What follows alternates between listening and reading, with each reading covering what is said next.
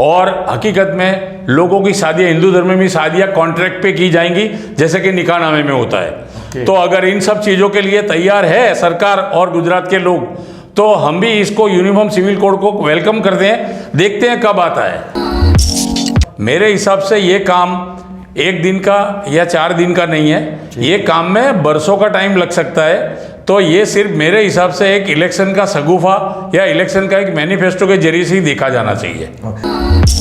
Uniform civil code लागू है, और यूनिफॉर्म सिविल कोड लागू करने की बात की जाए तो गुजरात विधानसभा ही नहीं रहेगी। अच्छा, वो कैसे मुमकिन है, जरा समझेंगे? इसके लिए कि देश के संविधान के अंदर जो शेड्यूल 7 में जो 3 शेड्यूल दिए गए हैं जी, 3 शेड्यूल जो दिए गए उसमें 3 लिस्ट है।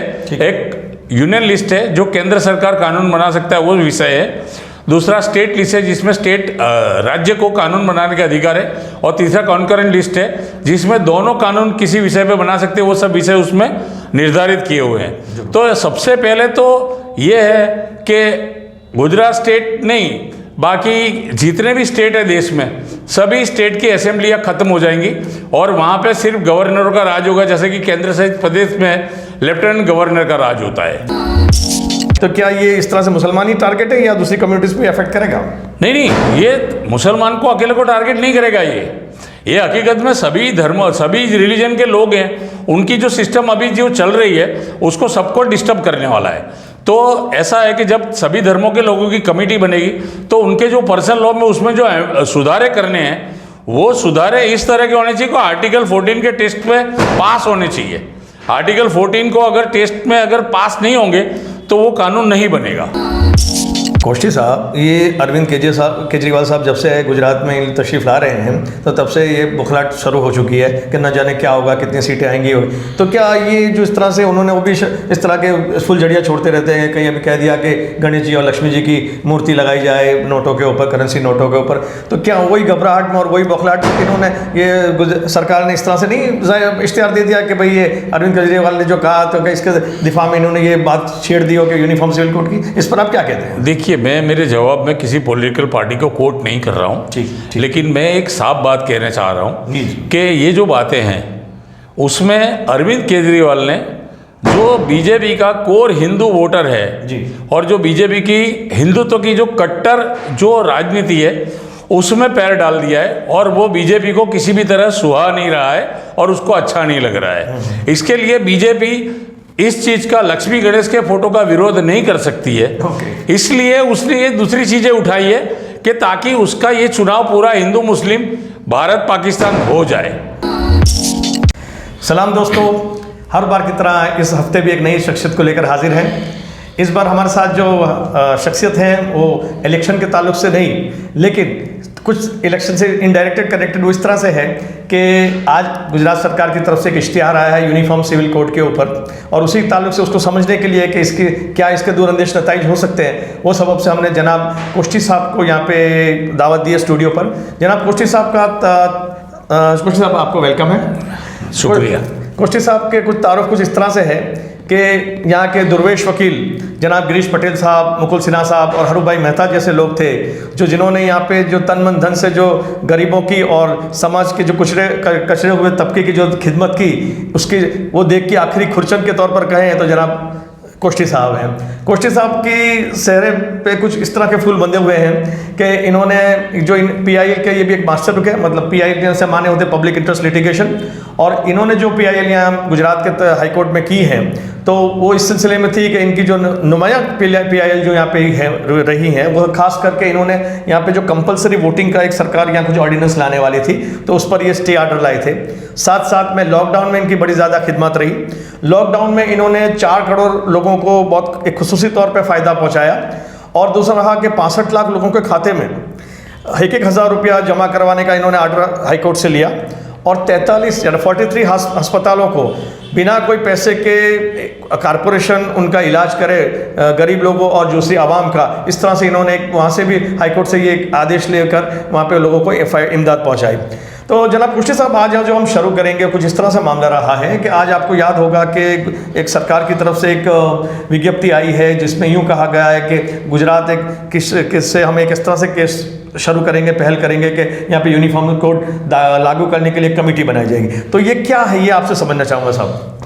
सबसे पहले अगर सिविल कोड की बात, यूनिफॉर्म सिविल कोड की बात अगर गुजरात सरकार कर रही है जी, तो उसको सबसे पहले केंद्र सरकार का ये फर्ज बनता है और इसका केंद्र सरकार की ये ड्यूटी है जी कि वो गुजरात को आर्टिकल 371 के तहत जो स्पेशल स्टेट का जो दर्जा दिया गया उसको खारिज करे। अच्छा, उसी के बाद जी सभी कम्युनिटी यहाँ पे हमारे देश में और गुजरात राज्य में सभी धर्म के लोग बसते हैं जी और सभी लोगों के जो अलग अलग लॉज है, पर्सनल लॉज है, जी, उनको सुधारने के लिए और उनमें यूनिफॉर्मिटी लाने के लिए सब समाज की, सब कम्युनिटी वालों की एक कमेटी बनानी पड़ेगी। ठीक है। और मेरे हिसाब से ये काम एक दिन का या 4 दिन का नहीं है, ये काम में बरसों का टाइम लग सकता है। तो ये सिर्फ मेरे हिसाब से एक इलेक्शन का शगुफा या इलेक्शन का एक मैनिफेस्टो के जरिए से ही देखा जाना चाहिए। नहीं, ये जो कमेटी बनाएंगे तो आप जो कहते हैं काफ़ी वक्त लग जाएगा,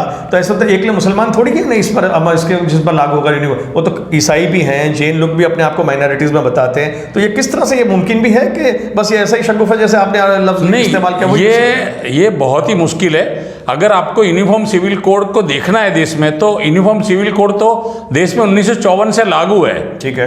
1954 में जब स्पेशल मैरिज एक्ट आया तो कोई भी व्यक्ति दूसरे धर्म की व्यक्ति से शादी कर सकता है। वो क्या है, वो यूनिफॉर्म सिविल कोड का एक पोर्शन ही है, तो वो लागू है।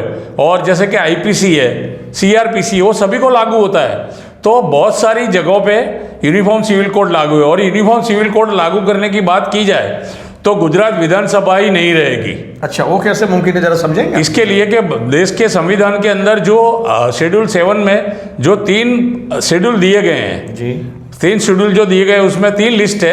एक यूनियन लिस्ट है जो केंद्र सरकार कानून बना सकता है, वो विषय है। दूसरा स्टेट लिस्ट है जिसमें स्टेट राज्य को कानून बनाने का अधिकार है। और तीसरा कॉन्करेंट लिस्ट है जिसमें दोनों कानून किसी विषय पे बना सकते हैं, वो सब विषय उसमें निर्धारित किए हुए हैं। तो सबसे पहले तो ये है कि गुजरात स्टेट नहीं, बाकी जितने भी स्टेट है देश में, सभी स्टेट की असेंबलियाँ खत्म हो जाएंगी और वहाँ पे सिर्फ गवर्नरों का राज होगा, जैसे कि केंद्र शासित प्रदेश में लेफ्टिनेंट गवर्नर का राज होता है। जी, दुरुस्त। नहीं, आर्टिकल 14 भी जो इस तरह के कॉन्स्टिट्यूशन की गारंटी है, तो वो क्या है? अरे ये अगर यूनिफॉर्म सिविल कोड लाने की बात की जाएगी तो इसके अंदर जैसे कि हिंदू मैरिज एक्ट बना है, हिंदू पर्सनल लॉ में ज़्यादा से ज़्यादा रिफॉर्म हुए हैं, लेकिन वो भी अभी अधूरे और नाकाफ़ी है। बात यह है कि जैसे कि हिंदू लॉ है, उसके अंदर जो सक्सेशन एक्ट और जो प्रोविज़न है प्रॉपर्टी बांटने की, तो उसमें ज़्यादातर ये होता है कि उसमें एक चीज़ रख दी है विल करने की हिंदू लॉ में। वो विल करके माँ बाप खुद के बेटे को सब कुछ दे देते हैं और बेटी को नहीं देते हैं। बेटी को उसमें से फारिग कर देते हैं या कुछ कैश दे देते हैं या गहने देते हैं और बता देते हैं कि भाई तुम्हारी शादी कर दी, तुम पे खर्चा कर दिया, तुम्हारा भाग आ गया, बाकी का हम बेटे को देंगे। आप शायद कन्यादान की तरफ इशारा कर रहे हैं। हाँ, तो बात यह है कि अगर civil code uniform civil code लाया जाए तो मेरे हिसाब से पार्लियामेंट में जो 542 सीट है जी, उसके अंदर 271 सीटें महिलाओं से भरी जानी चाहिए, क्योंकि जब यूनिफॉर्म सिविल कोड आएगा तो आर्टिकल 14 के टेस्ट में बैठना पड़ेगा। अच्छा। तो 271 सीटें महिलाओं को देनी पड़ेगी। क्या इसके लिए तैयार है? अगर यहाँ पे जो गुजरात में 26 लोकसभा की सीट है तो 13 सीट महिलाओं को देने गुजरात सरकार तैयार है। यानी बिल्कुल फिजिबल नहीं है, आप यूँ कहना चाहते हैं शायद कि जो अगर प्रैक्टिकल में रखने जाते हैं तो ये बिल्कुल मुमकिन ही नहीं है। देश के 7 से 8 राज्य हैं, जैसे कि आसाम है, मणिपुर है, नागालैंड है, मिजोरम है, अरुणाचल प्रदेश है, गुजरात है। इन सभी में स्पेशल स्टेट का दर्जा इनको मिला हुआ है, वो सबसे पहले वापस खींच लेना पड़ेगा। ठीक ठीक ठीक। तो इसके दायरे में से बाहर निकलना क्या गुजरात की प्रजा को मंजूर है? जी जी जी। अच्छा, सरकार तो ये बताती है कि महिलाओं की इससे हालत सुधरेगी, तो क्या हकीकत में कुछ सुधरेगी? महिलाओं की हालत अगर सुधारनी है तो 8 साल से मोदी सरकार है केंद्र में, तो 12 मार्च 2010 को राज्यसभा में कानून पारित हो चुका है कि 33% महिलाओं की जगह विधानसभा और लोकसभा में होनी चाहिए। उसका अमल अभी तक लोकसभा में पूरी मेजोरिटी होने के बावजूद मोदी सरकार ने क्यों नहीं किया है? महिलाओं को फायदा तो वहीं मिलना है, कि उनकी हिस्से में हिस्सेदारी होगी, संस्था में, सत्ता में उनकी हिस्सेदारी होनी चाहिए। तो वो अभी तक मोदी सरकार ने किया नहीं है। ये सिर्फ एक जात का बहाना है वोट लेने के लिए। तो निशाने पे मुसलमान हैं कि सारी कम्युनिटीज इसमें है? और या जैसे आपने अभी कबल वक्त बताया कि ये जो है इस तरह के 8 स्टेट्स हैं जिसको स्पेशल स्टेटस भी ख़त्म कर दिया है, तब जाके ये मुमकिन है। तो क्या ये इस तरह से मुसलमान ही टारगेट है या दूसरी कम्युनिटीज़ पे अफेक्ट करेगा? नहीं, ये मुसलमान को अकेले को टारगेट नहीं करेगा। ये हकीकत में सभी धर्म, सभी रिलीजन के लोग हैं, उनकी जो सिस्टम अभी जो चल रही है उसको सबको डिस्टर्ब करने वाला है। तो ऐसा है कि जब सभी धर्मों के लोगों की कमेटी बनेगी तो उनके जो पर्सनल लॉ में उसमें जो सुधारे करने हैं वो सुधारे इस तरह के होने चाहिए कि आर्टिकल 14 के टेस्ट में पास होने चाहिए। आर्टिकल 14 को अगर टेस्ट में अगर पास नहीं होंगे तो वो कानून नहीं बनेगा। दर्शकों को ये वजाहत कीजिए कि व्हाट इज़ आर्टिकल 14? ये आपकी एक कानूनी दां हैं आप, और बहुत अच्छी कानून की गहराई से आप इसको जानते हैं। आर्टिकल 14 अल्फाज में वो एक ही लाइन का आर्टिकल है, लॉ इक्वालिटी बिफोर लॉ, यानी कानून के सामने सभी लोग बराबर है, चाहे वो किसी भी लिंग का हो, किसी धर्म का हो, किसी भी रंग का हो, कहीं पे भी जन्मा हो। तो आर्टिकल 14 किसी से कोई जात का भेदभाव नहीं करता है और सब बराबरी सभी को देता है वो। नहीं तो मैं आपके लफ्ज़ों में अगर यूँ कहूँ कि आर्टिकल 14 जहाँ तक जिंदा है, जहाँ तक कॉन्स्टिट्यूशन हयात है, वहाँ तक तो ये मुमकिन ही नहीं है, तो ये सही रहेगा? नहीं, आर्टिकल 44 में ऐसा लिखा नहीं है कि यूनिफॉर्म सिविल कोड बना देना चाहिए। उसमें ऐसे वर्ड्स है, स्टेट टू मेक एंडेवर, यानी कोशिश करनी चाहिए। ठीक। अगर प्रैक्टिकेबल है तो ही होना चाहिए। बाकी पूरे समाज के ढांचे को और हर एक कम्युनिटी के ढांचे को तोड़ने की ज़रूरत मेरे हिसाब से नहीं है। आप इसमें रिफॉर्म ला सकते हैं, हर एक पर्सनल लॉ में रिफॉर्म आ सकते हैं, तो वो आर्टिकल 14 के पैमाने पे सही और खरे उतरने चाहिए। कोष्टी साहब, ये अरविंद केजरीवाल साहब जब से गुजरात में तशरीफ़ ला रहे हैं तो तब से ये बुखलाहट शुरू हो चुकी है कि न जाने क्या होगा, कितनी सीटें आएंगी। तो क्या ये जो इस तरह से उन्होंने वो भी इस तरह के फुलझड़ियाँ छोड़ते रहते हैं, कहीं अभी कह दिया कि गणेश जी और लक्ष्मी जी की मूर्ति लगाई जाए नोटों के ऊपर, करेंसी नोटों के ऊपर, तो क्या वही घबराहट में और वही बुखलाहट में इन्होंने ये सरकार ने इस तरह से नहीं इश्तेहार दे दिया कि भाई ये अरविंद केजरीवाल ने जो कहा तो इसके दिफा में इन्होंने ये बात छेड़ दी हो कि यूनिफॉर्म सिविल कोड की? इस पर आप क्या कहते हैं? देखिए, मैं मेरे जवाब में किसी पॉलिटिकल पार्टी को कोट नहीं कर रहा हूँ, लेकिन मैं एक साफ बात कहना चाह रहा हूँ कि ये जो बातें हैं उसमें अरविंद केजरीवाल ने जो बीजेपी का कोर हिंदू वोटर है और जो बीजेपी की हिंदुत्व की जो कट्टर जो राजनीति है उसमें पैर डाल दिया है और वो बीजेपी को किसी भी तरह सुहा नहीं रहा है और उसको अच्छा नहीं लग रहा है। इसके लिए बीजेपी इस चीज का, लक्ष्मी गणेश के फोटो का विरोध नहीं कर सकती है। इसलिए उसने ये दूसरी चीजें उठाई है कि ताकि उसका ये चुनाव पूरा हिंदू मुस्लिम भारत पाकिस्तान हो जाए। कोष्टी जी, ये आपने जैसे कहा कि ये जब यूनिफॉर्म सिविल कोड लागू होगा तो मुसलमानों को तो इफेक्ट करेगा, लेकिन दूसरी कम्युनिटीज़ पर इसकी क्या असर होगी? नहीं, मुसलमानों को मेरे हिसाब से खाली इस बात से डराया जा रहा है क्योंकि आर्टिकल कॉन्स्टिट्यूशन में जो आर्टिकल जो 25 से 30A है, जो माइनॉरिटी को उसके मजहब की प्रैक्टिस करने का, उसकी संस्था चलाने का अधिकार देता है, उसमें कोई फर्क आने वाला नहीं है। यूनिफॉर्म सिविल कोड का मतलब ये नहीं है कि आर्टिकल जो लघुमती के लिए, माइनॉरिटी के जो आर्टिकल बनाए गए हैं संविधान में वो निकल जाएंगे। सवाल ये है कि मुस्लिम पर्सनल लॉ के अंदर कुछ जो सुधारे करने चाहिए, जैसे कि ट्रिपल तलाक उसकी एब्सेंस में ही आया है।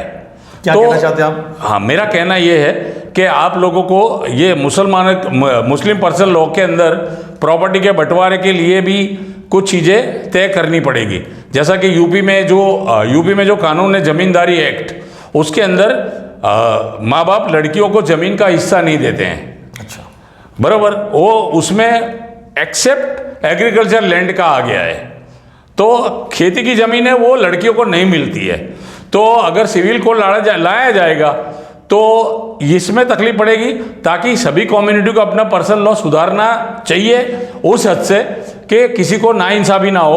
और मेरा मानना ये है कि ये सरकार सिर्फ बातें करेगी, क्योंकि 8 साल से मोदी सरकार केंद्र में है और उसकी ज़्यादातर राज्यों में सरकारें हैं, फिर भी ये कॉमन सिविल कोड कहीं आया नहीं है। और जो अभी अनाउंसमेंट हुआ है कमेटी बनाने का, वो कमेटी बनेगी, रिपोर्ट आएगा, इम्प्लीमेंट होगा या नहीं होगा।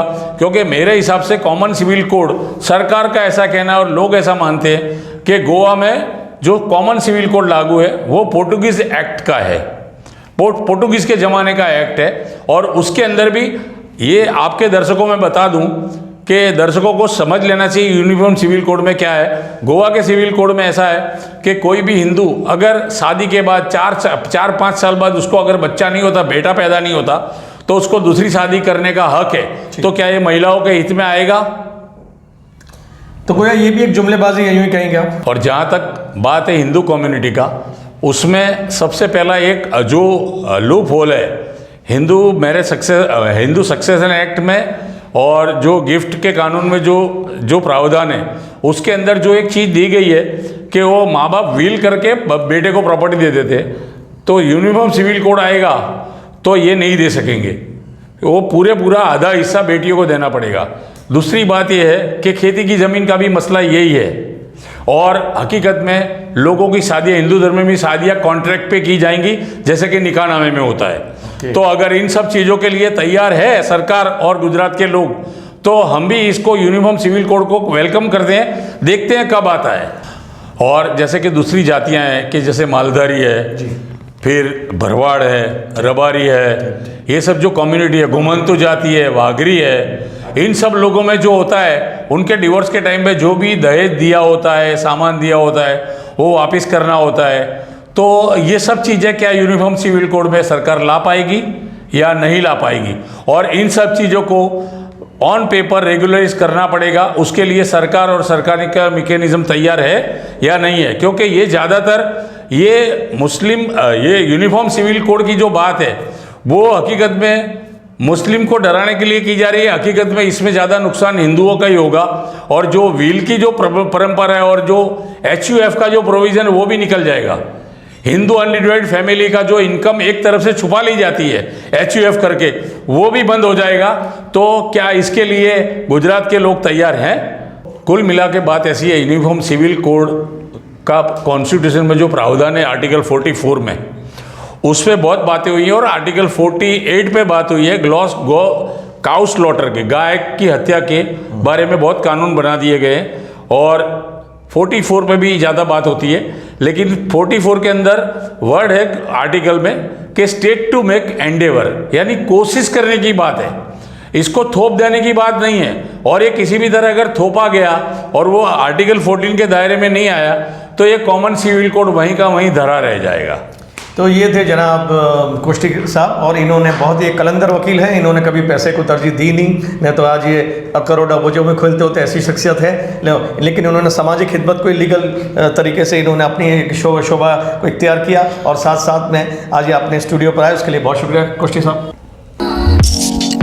जैसा कि आप जानते हैं कि ये शख्सियत को जो हम हर हफ्ते नई शख्सियत को लाते रहते हैं, तो ये वीडियो आज यहीं तक। आपसे अलविदा कहने से पहले ये अर्ज़ कर दूं कि अगर आपको वीडियो अच्छी लगती है तो उसे लाइक, कमेंट, सब्सक्राइब करें। और कुश्ती साहब से कुछ सवाल है तो नीचे कमेंट सेक्शन में आप लिखिए, वो ज़रूर आपको इंशाल्लाह रिप्लाई देंगे। तो बहुत बहुत शुक्रिया।